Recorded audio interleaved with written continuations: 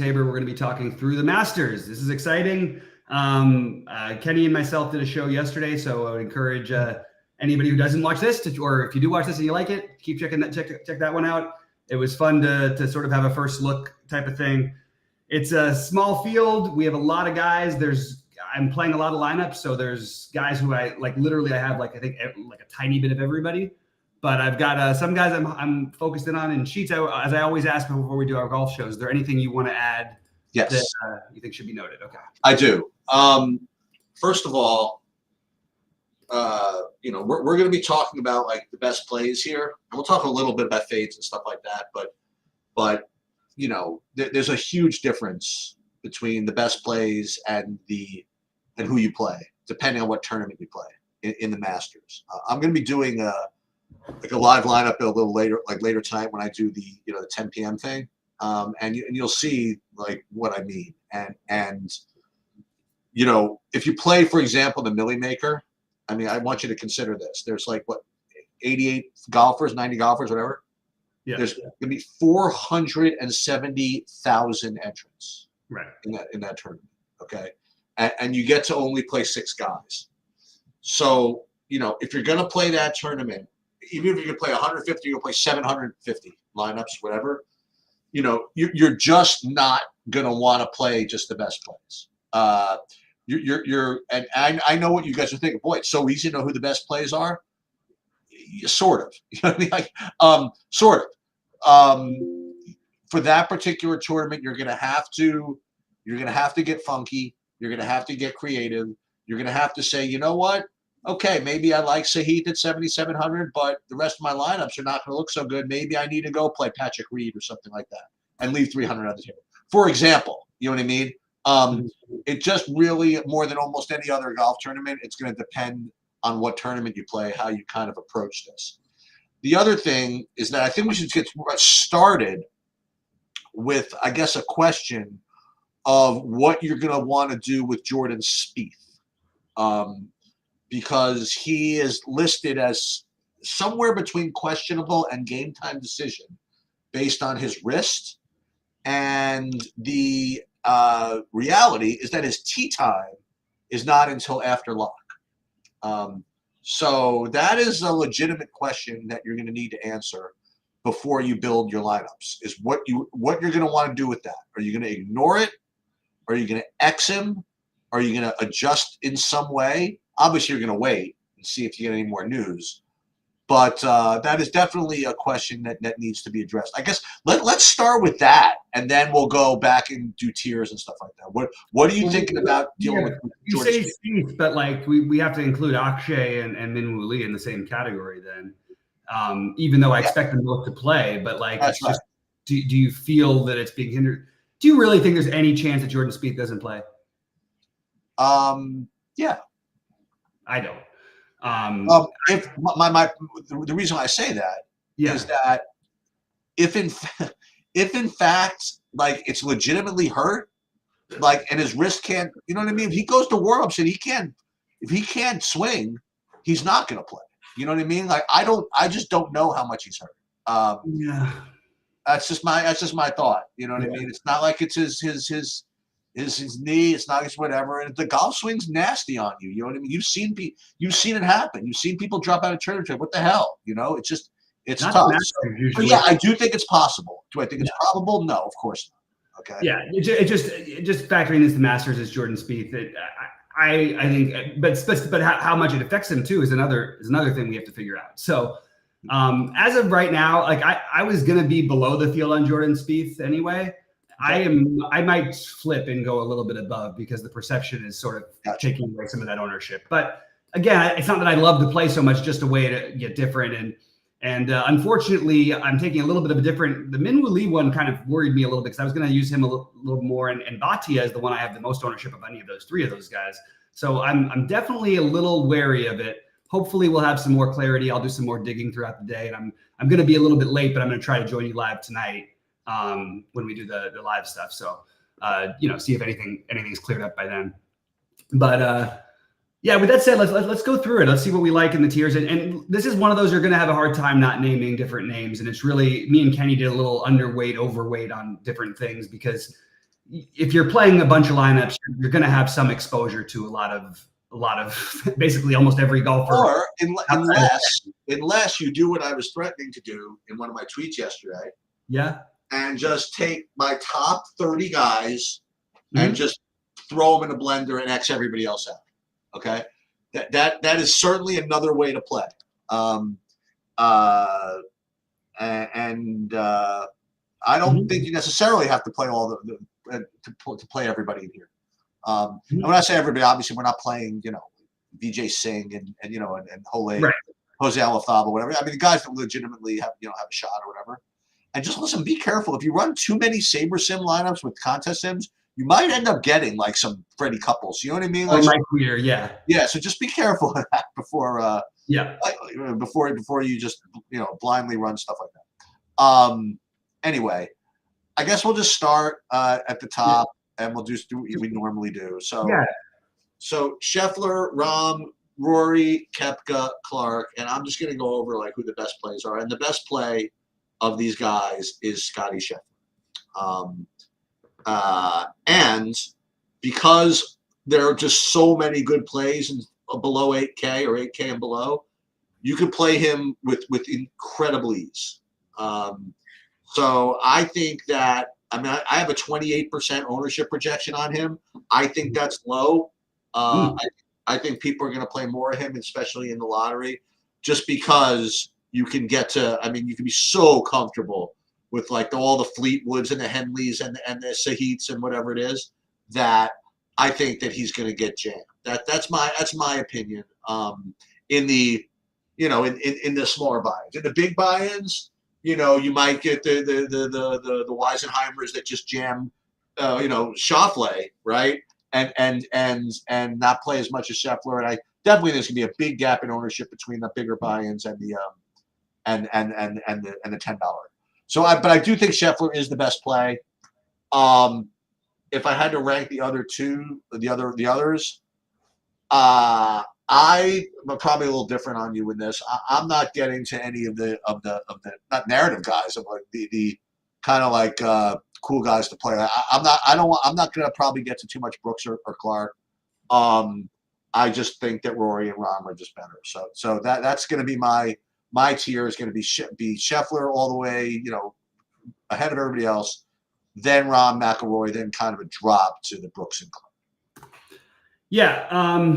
So I see all the sides of this one, and I've come more towards the Scheffler thing than I was originally going to, because it's just so hard for him, like, not to top 10 and probably top 5. Like, it's every tournament we see the same thing. Going back to every mate and everything, he's always there.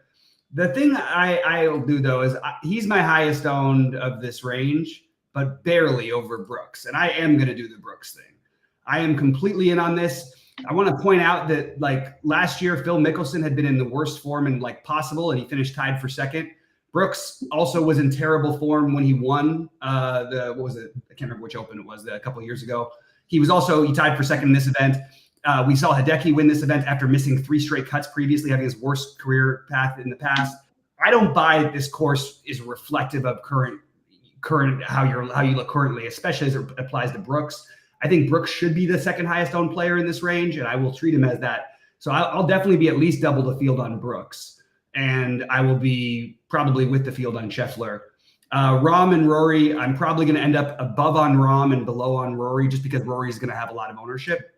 I don't have a huge take. I actually worried I came a little bit off Rahm. I was going to play more of him, but some of the ways he was talking during his stuff, like, I feel like he's actually like he's always been tenacious and like a fighter, and I feel like he's sort of like talking out of both sides of his mouth as it applies to like Liv, and something about it feels like a little bit off to me. But I also want to add that I'm definitely going to play 10% of Wyndham Clark. Like, he's been the second best golfer in the world, maybe third best if you count Neiman because of the Liv Tour. But I think Wyndham Clark, even not having played here before, I am absolutely going to take a little bit of it. I don't want to just ignore him like most people are going to.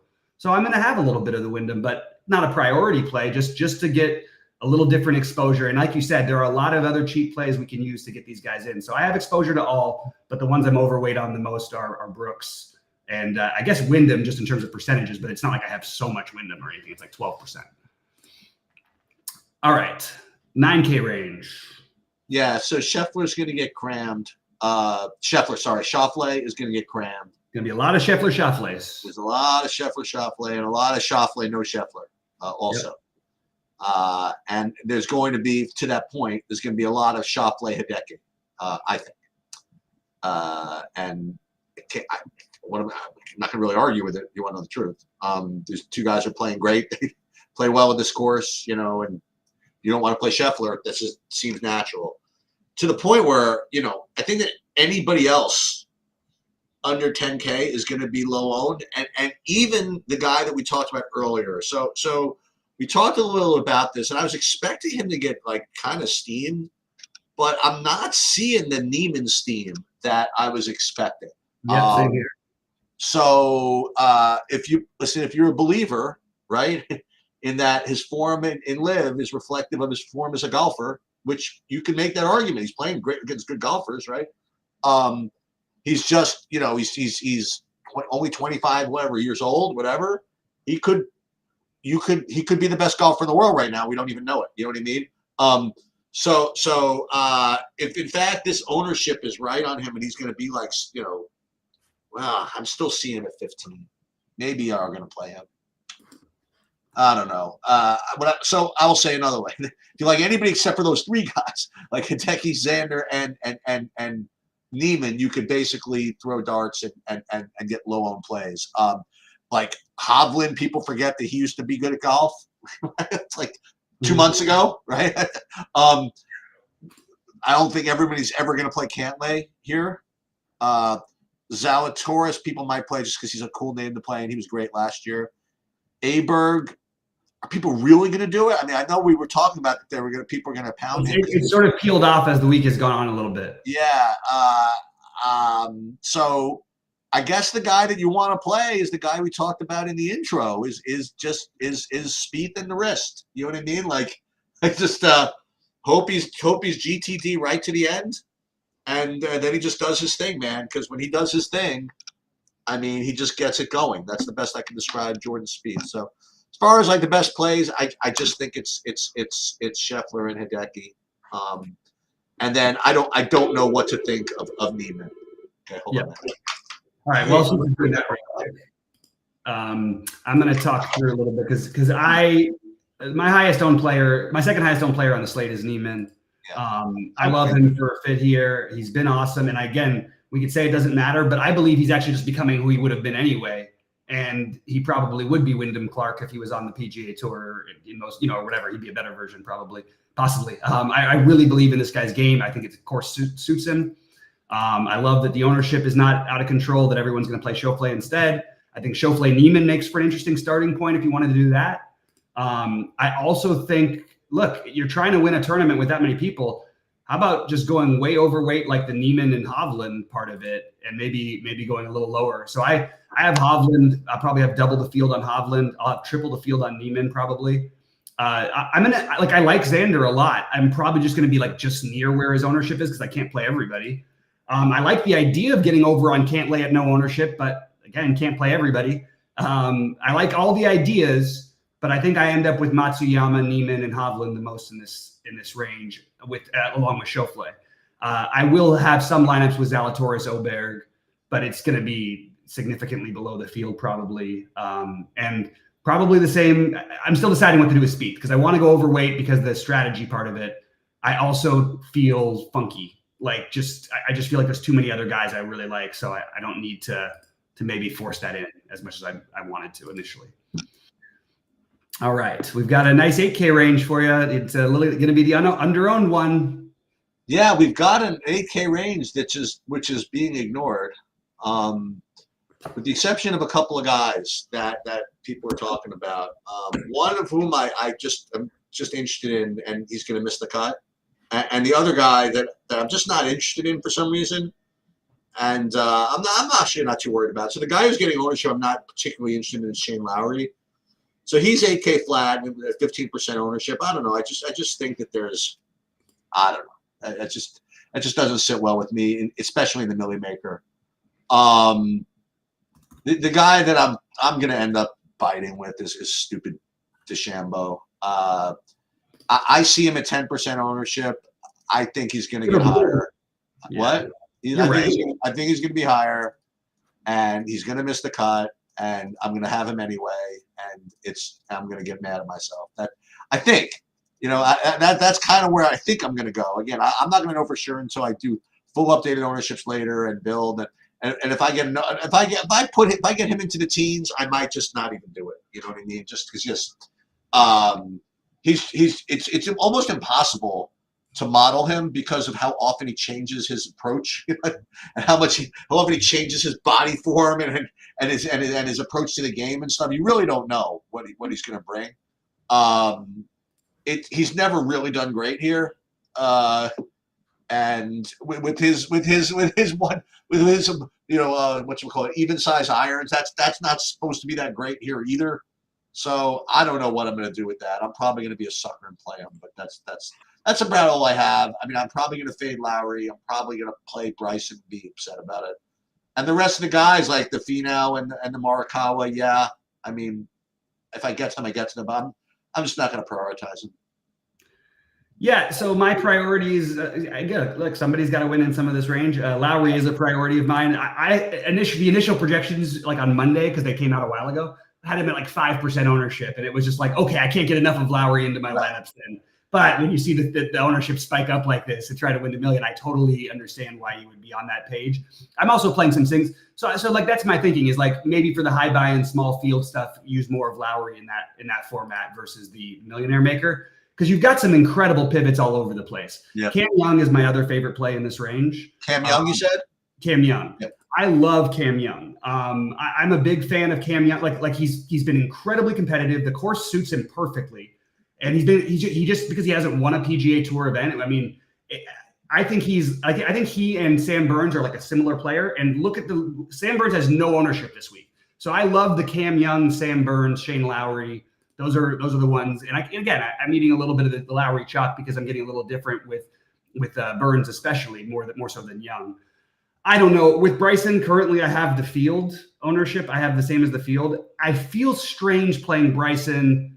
First of all, I think Sam Burns is a better golfer than Bryson is. I think Max Homa is a better golfer than Bryson is. I think Morikawa used to be a better golfer. I don't know what's wrong with him now. I can't really I can't justify it. I'm taking some shots with some DJs and some Justin Thomas and some Homas, but it just feels like I'm just like taking little other shots. And why am I so into Bryson? I'm probably going to have to come off of that a little. Or why do I have as much of the field as Bryson? I probably have to make a more stronger stance and maybe take a little bit less. Although I expect him to do fine this week. Cam Smith is the last one I wanted to touch on. You could tell me anything about Cam Smith, and this is where I feel like I'm sort of having a hard time this week. Like, I am saying I don't believe so much in what's happening currently. Let's look at how they've done here before and how they've done, in the majors and stuff. Cam Smith fits that category perfectly. So why wouldn't I be playing Cam Smith? So I guess I just have to do it. So Cam Smith, Cam Young, Sam Burns, Shane Lowry is my highest owned here. Definitely will have sprinkles of the others, but will be below the field. Do you want to do 75 to 79? We Sure. can do all seven. It's hard for me to see all on my screen, so I sometimes forget people. Oh yeah, I mean, sure. So I mean, well, this is the 7K range I have. Okay, so we can just pick from here on. I mean, for me, like any of these guys are going to probably be, I would say popular, but very, very logical. Fitzpatrick, Fleetwood, Sahith, Kim, Henley, and Hatton. And there's one other just because he doesn't fit in here. We'll get to him in a second. And all of these guys, you play like any 5 of them with Scheffler, and I think that build is going to be very popular. So I'm not saying don't play it, but this is going to be no secret. Like any of the guys that are on this board, and the other one only because there are only 6 slots here is Corey Connors, and he's the other one. So those 5 I mentioned and Corey Connors just fill out like all the Scheffler lineups with incredible ease. And you see that 5K left on the table with any 6, you add it and you get Scheffler. Okay, so you'll be able to do it, and I think all these guys are going to be pretty well owned in these types of lineups. So if you can think of anybody else, right? Like I'll throw this one to you. Like if you think Adam Scott can relive the magic, right? You're going all the way. Okay, yeah. he can throw in there. You like think Patrick Reed can relive, can do something. Boccia with the shoulder and whatever, and Jason Day, whatever. I'm just throwing guys on Minwoo Lee. Those guys, all of those are legitimate pivots off of all of these guys who I think are they just model better, they just project better. They don't have injury issues. You know what I mean? Like these are the guys I think are going to be the popular of this range, and I consider them the hashtag best plays. But again, it depends on your builds what you end up doing. Yeah, I agree. Like with everything you said, I think that your logical best plays from this range are Fleetwood and Fitzpatrick. Fleetwood is my highest owned player on the slate. I'm sort of surprised Fitzpatrick's not even more popular. I thought he'd be like 25% owned. I really did think Fitzpatrick, and he might be. All these other guys are good too. What's that? Because all those other guys are good too, I think. But not like he's won a major. Like none of these guys have, and he's contended a lot. Like I don't know. It just feels like a little bit.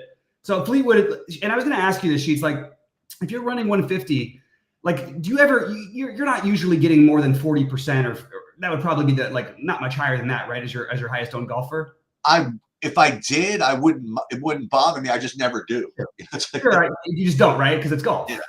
That's what. Okay, I just wanted to make sure because I've been, I don't usually do the max entry stuff, but I've done a little more of it with, actually pretty decent success. But I like waiting for the slate where I get it. I'll be more than happy. I would be more than happy to do it. I just don't. I mean, golf is just way too much standard deviation.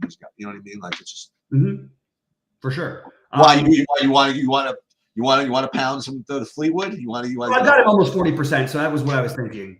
Dude, I just think back to when Big T won that million with the DeChambeau when he just played like 1,000,000% of it. You know what I mean? You just take one shot, and if it works, then all the combinations seem to fall into place. You know what I mean? Right. I have no problem with it. You know what I mean? Like if you're getting say 28%, like if you're playing 150, you're getting 28% Fleetwood, and you're like feeling it, up in the 50. Let's go. I really no problem with that.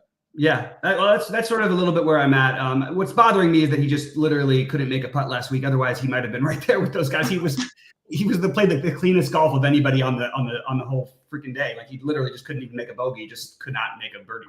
What do you think of Akshay? Are you going to play him?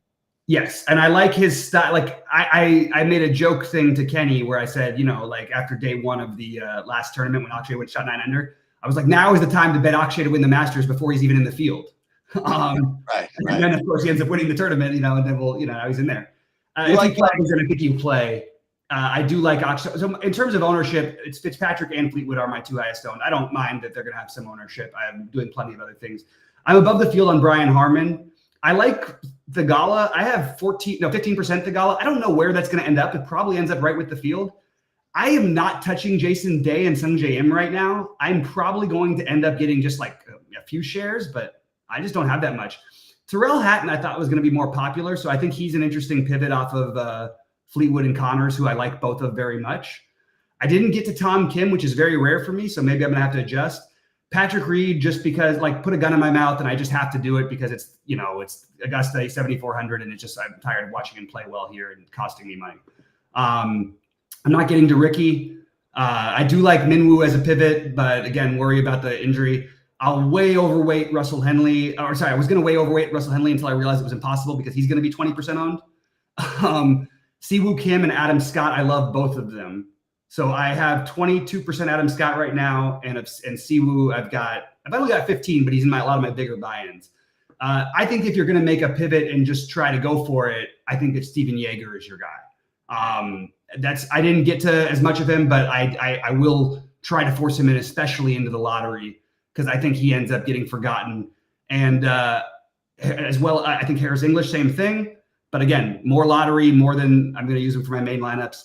And I'm going to have 5% of Phil. I don't care what anybody says. 5% is not too much. I'm just going to do it. It's too many times. I had the same conversation every year. And I'm tired of, again, watching someone else just take money that I could have made a very easy play on. Well, you covered the guys I was going to get follow-up questions on. I was going to ask you if you like Yeager. I was going to ask you if you're playing any Phil. You answered both ththose questions. I know what's his name liked him a lot. Not Phil. Rick liked Yeager a lot, so I'll give that a little bump as well. But yeah, I personally don't think I'm getting to Phil, but who am I to say that he doesn't get second every year or whatever? So. Yeah, absolutely. Listen, you can't have it both ways. You can't have all the data guys come out here saying that, throwing all these algorithms and saying that the Masters in Augusta is the best course fit comparisons, like of all the courses, and then at the same time saying I'm playing zero Tiger and zero Phil. You know what I mean? Like you can't have it both ways. I don't think. Absolutely. All right, so let's get down, and I've got a ton of guys. So we talk about getting different, and there's different ways to get different. One of my way, and again, the Masters is a tougher tournament to do it, but we have really good names down here. And I think to get in, like you can build the double 10K plus spend ups if you want to, and play multiple 6K guys. I just think that's the one place you're going to see that the ownership just drop. And because of it, I'm like going to be overweight a lot of the plays in this range. And probably, and that's why, again, I'll probably have to take a little bit of a harder stance than I am right now on just completely fading mostly fading, some of the guys I currently have like 3 or 4% on, because I want to make sure I'm overweight the 6K guys. It's just been the easiest way to get different in every tournament recently. It was the 5K guys. Well, now it's the 6K guys. So who do you like in the 6K range? And I'm guessing you're not going to have as many names as I do. I got 4 guys. Okay, so you definitely don't have as many as I do. Yeah, the best play is Denny McCarthy at 6,200. He's only 200 more than Jose Muriel Afable. And he's going to be 10% plus, I imagine. The only reason I don't say more is because you don't need him. You don't need the 6K guys. Right, which is why they're not, other than McCarthy, they're not going to be. Right, exactly. Yeah. And 3 other guys I have. One is Benny On. Another, I think, a late addition actually, which might, and I have him at 10% ownership actually. The other 2 guys I had, well, actually I had 3 others. I'll just know it. Chris Kirk, I haven't seen him in a while. Kurt Kitayama, and then Adrian Moronk. So those would be the sub 7K guys I actually like. So Moronk is one of my top guys, so I like that one a lot. I'm just going to scroll down and tell you the guys I'm playing. Like, I'll just address the Tiger thing just because it's worth talking about for a second.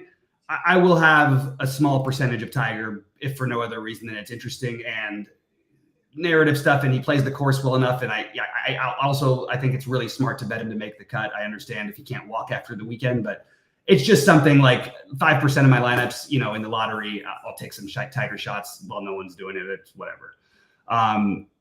Actual guys who I'm heavier on, Sergio's the one I'm considering. Sort of, again, he's played well here before and actually just won, or finished second on the Live last week. So if you want to sort of both pairings of things that are working out, maybe that's one. A guy who I thought you were going to name, who you didn't name, is Cam Davis. I thought he might be a guy you would take a shot on here. I know this is not his type of, but he's such a bomber, and he's so good and so promising for so long, and sort of keeps letting things down. I thought you always mentioned him. Yeah, I can't get him to cash at 7K in like the Syosset Open. You think I'm gonna? I mean, like, he did come in like 5th or 4th in something recent, not that long ago, right? Yeah, maybe I'm wrong. All right, so the other ones, I will be above the field on Hogard, probably have like 8% or so. Same thing with Keegan Bradley. Benny On, I agree with you. Again, though, probably like an 8%er for me. Eric Van Rooyen, 6-7%er. The ones I'm heaviest on, Hadwin, I'm going probably almost 15%. I really like Hadwin. I actually like the Canadians this week. Moronk, as we mentioned, 15%. Kitayama, pretty close to 15%. Grillo, I've got about 8%. Taylor Moore is the one that I'm by far the most interested in. I more than Denny McCarthy, and I have about the same of both of them. I have about 20% of each. I love Taylor Moore. He's playing good golf. I think he's a really, really talented golfer who hasn't quite hit his big comeuppance yet, and I think this is going to be a good tournament for him. I also like Austin Eckroat, Lucas Glover, and the reason I'm naming so many is, like I said, it's part of my strategy is to try and get multiple of these guys in to at least a good portion of my lineups. So that's why I have such a large number of them. And that's where I'm at here. But Taylor Moore and Moronk are my two favorites for sure. All right. So before I give you one other hoodoo, is there anybody that Kenny talked about yesterday? Because I don't want you guys think that I haven't heard of that's any good, or I've heard of most guys. The strangest name Kenny brought up yesterday was Andrew Putnam. Okay, he's not a big Cristo No, I'm sorry, Peter Malnati. Excuse me. So he's not a Cristo Lamprecht guy or Santiago de la Fuente. No, Santiago de la Fuente is the only other name. No, he didn't bring that up, but I've heard other people mention it, even though I don't really know why. Really interesting. I'm not like in a highway. Like, Adam Shank's another one that people have brought up. I've heard Rio, even though it feels like the wrong time to do that. So I'll give you a guy. I brought him up the other day, actually, and I will just say that if you are going to play 5% of Phil and you're going to play 2% of Tiger, you're just kind of in my head forced to play Bubba. That's. Oh, I'm sorry. I thought I mentioned him 5%. My fault. Okay. I mean, so lefty course. He's just there's so little going on in his head. He doesn't even realize that he shouldn't be played. You know what I mean? Like, he's just gonna get out there and do his thing, and who knows? I mean, he'll hit a driver off the deck on day one at some point. Something. He always does. By the way, for those that keep forgetting, they see this guy in this field every year, and they keep forgetting why he was in. Mike Weir won the Masters. I just thought I'd let everybody. Yes, Mike Weir won the Masters, and he's also one of the few lefties. But if you want to go the lefty brigade, I would encourage the Akshay. One name that other people have mentioned that again I thought was going to pick up some steam, and I really don't know why, but I just want to throw him out there. I don't want to play this guy, but Eric Cole. There's like people who are saying like, oh, this is actually perfect for Eric, and I'm trying to figure out why. But I just want to throw it out there. I'm not playing Eric Cole. I'd be more likely to play Jake Knapp or Luke List. Now, it doesn't mean one of my 150 won't have them, but it's possible that none of my 150 have them. The more I do this, Bobby, I think I'm going to play different than you, and hopefully one of us wins. I think I'm just going to take a handful of guys and just shuffle them and X out half the field. That's what you did last time. And I loved it. You said you played 39 guys last time. Yeah, I think that's. And you eliminated Scheffler We'll go 2 times high to have my lineup stand with Israel. So we'll go 36. We'll do 36 players, top 36, and then we'll do 36 times 5, which is So we can't play 180, but we'll get it done. Well, I'm going to do all that live a little later. I can't imagine that in the Millie make. So I'm gonna play one lineup of like hashtag good plays, and I'm gonna play the signature hole, and I'm gonna probably play 2 lineups in that 100, whatever. Mm-hmm. Probably should play more, but I'm gonna play 2 where I play what I think are decent plays. In the 150, there's gonna be all kinds of stuff. I have to make sure that. I don't know what I want to do. I really don't know what I want to do. I'm either going to play, the full pool of players and just manually just cut ownership, salary, and God knows what, or the opposite, just take my 36 favorite dudes and just shuffle them. That doesn't seem right just because I am just going to be getting like kind of chalky guys for just every combination of them. So that doesn't really feel like the right way to play. I think I'm going to do kind of the blend of what you're doing. Like I'm going to play a bunch of guys, but I'm going to just play like the worst plays. So we'll see what happens. So let's do our thing. We'll number 1, we're going to go through the tiers. We're going to figure out who's going to win the tournament, who under 10K is going to get top 5, who under 9K is going to get top 10, who under 8K is going to get top 20, a guy under 7K to miss the cut, and a guy over 9K to make the cut, and a guy over 9K to miss the cut. So who is going to win? Brooks. And I hate Brooks. All right. So you're saving that other guy for top 5. Yeah. Okay. Sounds good to me. I am going to, in that case, go the opposite direction, and I will dip down and I will say that Xander Schauffele wins the Masters. Okay. I am then going to say, and boy, I'll tell you what, I'm going to get off this show and see if I can try to make a Xander, Brooks, Joaquin lineup work, because I'm going with Joaquin. Yep. Joaquin top 5 under 10K. So under 10K, I again, we're just making best plays, so I will go with Hideki. Okay. To go top 5. I'm glad you took that one because I do like Hideki. All right, I'm going down further than I should for this next range. This is why I think if this guy was 8,500, I'd be playing the same amount of him. I'll go with top 10 Tommy. Top 10 Tommy. And only because, see, I would play this guy over 9K to miss the cut, but because he's under 9K, I have to play him to go top 10. So I will say Bryson DeChambeau, top 10. Yeah, that's a good. I agree with that assessment too. Yes. So now I need. So this is an easy one. I'm gonna just take the chalky Fitzpatrick here. Yep. And I will go with the.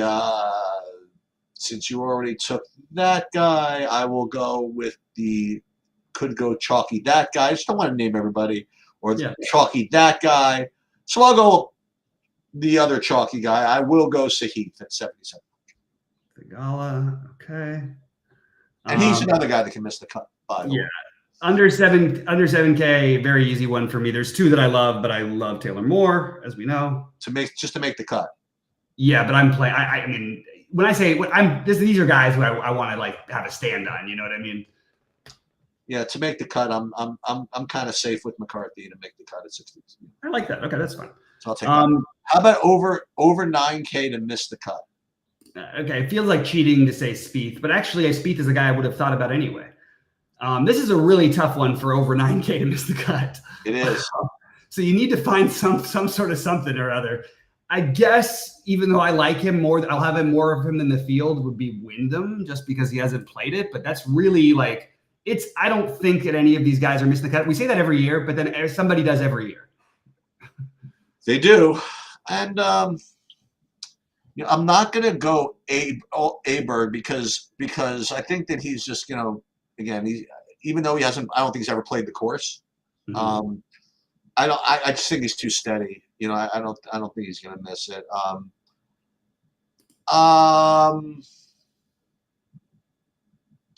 He's just not playing well. I'm going to go Hovland. Oh, okay.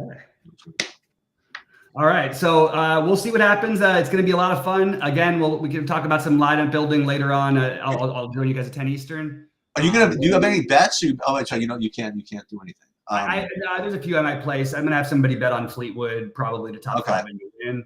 My other bets that I wanted to mention that I think Akshay to top 10 is an interesting one. I think it's got pretty good odds from what I remember. I don't remember exactly what they were. I think Adam Scott to top 10 is a great bet. I think Brian Harmon to top 10 is another good one. So those were and Hovland to do anything because nobody has him anywhere near anything this week. I'll tell you who I like to win if the odds are what they should be. I mean, like I'm just based on drafting pricing, whatever. I think that.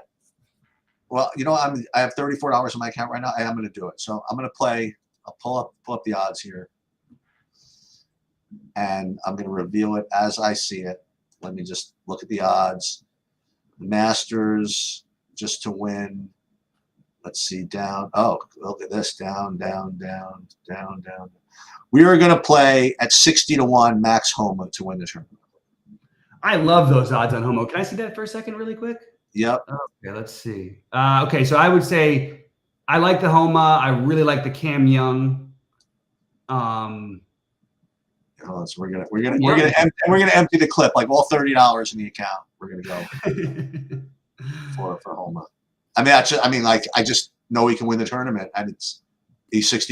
You know what I mean? Like that's so can Fleetwood. I just haven't seen Fleetwood win. I know. I know, but yeah, fair enough. That's all. He's won with these guys before, just not on American soil, like not in the PGA Tour. Right. So we're in $34 to win $2,074. Nice. I could see it. Okay, so I'm gonna actually have to get a little more Homa just so I can get a little half sweat with you. Okay. All right, guys. Thanks so much for tuning in. Please give us the like on the way out. We appreciate having so many of you guys here. It should be a fun Masters. I am out for live, but I will see you at live. I'm out for 6 p.m. live, but I'll be there at 10 to sweat and build my lineups for this. Awesome. And I'm questionable for that, but I'm going to try to make it. And good luck to everybody. I'll see you guys live at 6 Eastern time. And let's get it this weekend.